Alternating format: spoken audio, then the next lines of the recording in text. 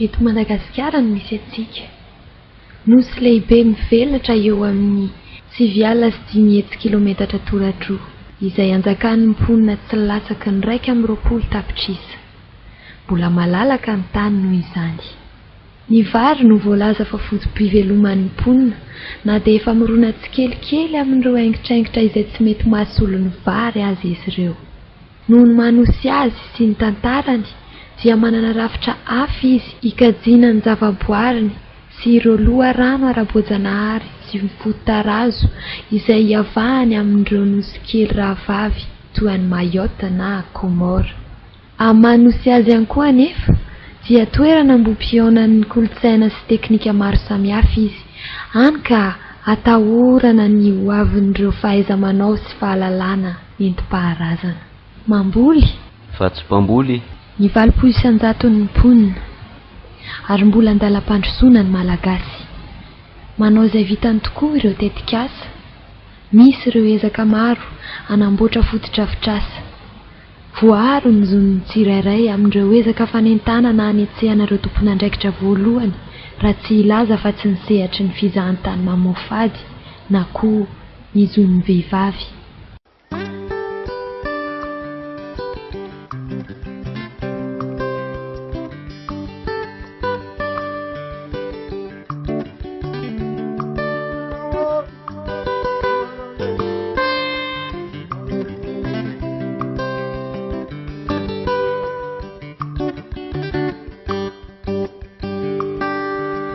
Hanety dorana tsy mirara, arehitra ny ala tsy mirara, mainy tanin-drazane tsy mirara, ny hoavan'ny taranaka tsy mirara. Ory ava ory ende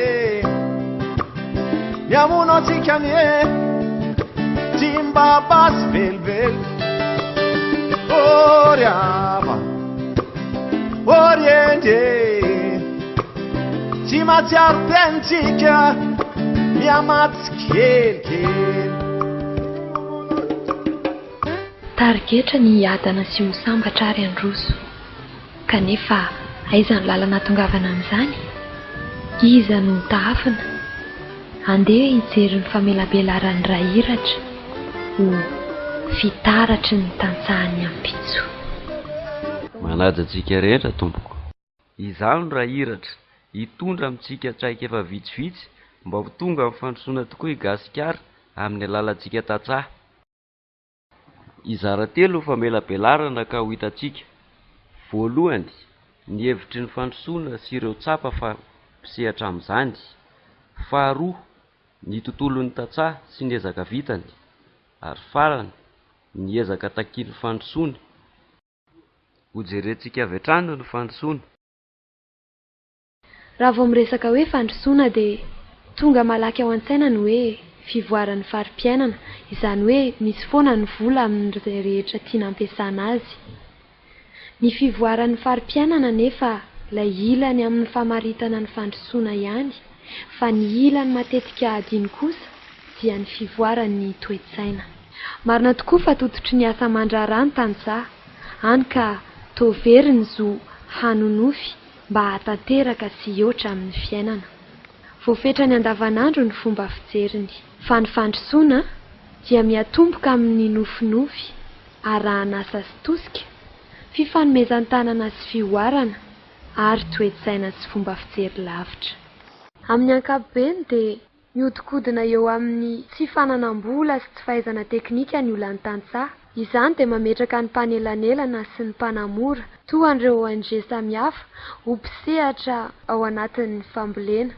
Na izany aza nefa marina tokoa fa avy aty ifotony aty amin'ny tantsaha ny tokony hamafisina sy tohanana, saingy ao anatin'ireny fanohitra amin'ny fahantrana ireny dia avy any ambony ny tokony hisy fahavononana hametraka politika mazava mialohan'ny fametrahana tetikasa.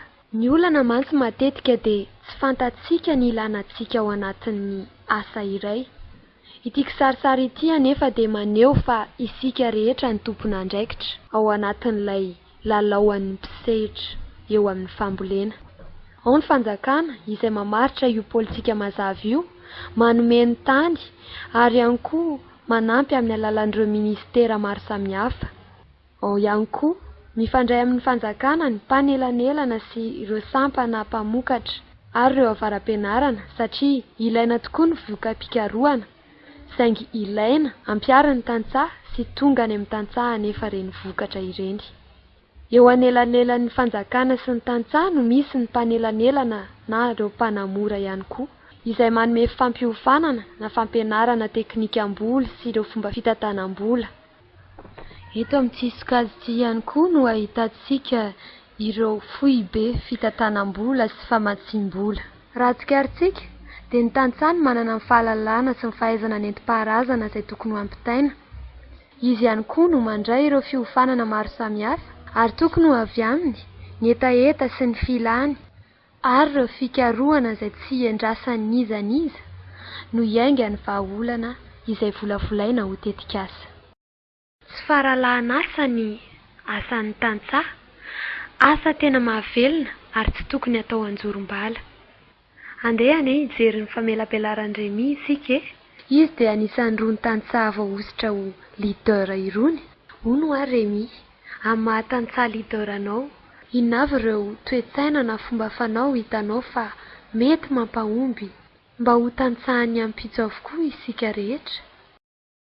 Raha eto Madagascar zao no jerena dia ny akamaroan'ny tantsaha moa zany dia hoe tantsaha mamboly vary, mamokatra ho an'ny vary satria io nefa napetraky ny napetrak'Andriamanitra ho sakafontsika malagasy zany ary napetraka ihany koa zany ho voandondrara eto amin'ny firenentsika malagasy zany. Tsy io ihany anefa no any lalana ahafahana mamokatra fa maro isan-karazany zany ny zavatra azo atao zany entina hamelona izay fambolem-bary izay. Dia zany eto dia teny manipika hoe azo atao dia azo atao tokoa mamokatra zavatra hafa ankoatry ny vary zany izay efa foto-tsakafo nefa azo atao ihany koa zany mamokatra zavatra hafa hoentina manatsara ilay farim-piainana. Za zany dia tantsaha mamokatra vary ary tsy mionona amin'izany fambolem-bary zany ihany satria maro ihany teo zany no zavatra azo atao entina hampiroboroboana ny atao hoe seha-pamokarana amin'ny maha-tantsaha zany. Dia manao karazam-boly maro isan-karazany zao ao zany ny voly legioma isan-karazany tahaka ny soflera, ny laisoa, ny petsaibe zany. Dia ireny rehetrarehetra ireny zany dia hoentina ihany koa zany hamenona ilay seha-pamokarana. Tombotsoa lehibe dia lehibe tokoa zany no azo avy amin'ny alalan'ilay fambolena zavatra maro isan-karazany.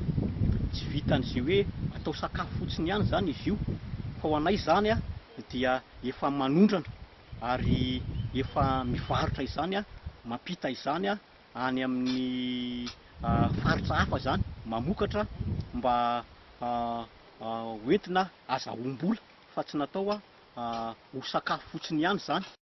Teknika iray nentim-paharazana eo amin'ny fomba fiasana ny tany no entiny Remy indray amintsika izao. Iray lehibe zany mahatonga ny tantsaha tsy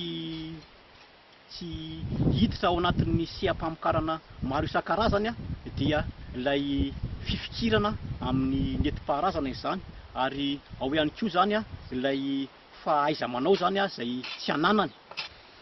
Arakaraky ny mahalalina azy, arakaraky ny mahalalina fiasana azy zany no idiran'ny rivotra any ambanimbany ihany kokoa zany ary arakaraky ny halaviran'ny rivotra ao ambany eo zany, arakaraky ny azahoan'ny rivotra tafidiran'ny rivotra ao ambany eo zany no manatsara ilay inona izy ilay tany zany. Fa raha tsy lasa lalina zany io tany io, raha tsy trandrahanao tsara zany io tany io dia tsy dia mahavokatra firy. Raha ho anahy manokana zao dia efa manana calendrier mpamokarana mandavataona zany eo amin'ny izay efa nanana izany. Ary eo ma tsy matetika mandrakariva zany a tsy fantatry ny tantsaha akory a izay halebiazana na refon'ny tany izay hananany, ary tsy fantany akory mandrakariva ny tokony hanatsarana ny fomba fambolena zany raha tsy laza afa-tsy ny hoe fifandimbiasam-boly izany amin'ny tany anankiray matsy de tokony hoajaina mandrakariva ny fifandimbiasam-boly eo amin'ny tany anankiray zany hoentina izay teknika anankiray zany zay hoentina hanatsarana sy kolokoloana ny fiary fitehirizana ny inona ty izy ny kalitao an'ilay tany zany mba hamokatra mandrakariva. Raha azoko tsara zany de ezaka raha hikojakojana nofo tany ny fifandimbiasam-boly, fa toy ny ahoana ny fampiasana zany calendrier-pamokarana zany Remy? Calendrier-pamokarana izany de efa voalohany indrindra zany aloha zany de efa raisinao zany ny halebean'ny tany izay anananao, de efa sokajianao zany ireo arakaraky ny halebeany sy ny arakaraky ny toetretran'ilay tany izany. Dia ilay calendrier-pamokarana izany dia manaja hoy zany ilay zavatra takin'ny tany, satria io tany io zany de mila ampifandimbiasana ny vokatra izay miaina sy mivelona eo amin'io tany io zany ho ikajiana ny fahatsaran'ny kalitao ny vokatra izay miakatra eo zany. Misy karazany telo zany ny karazam-bokatra tokony fandimby eo amin'ny tany anankiray ao anatin'ny taona izany. Dia voalohany indrindra zany raha nampiakatra zao anao na namboly zao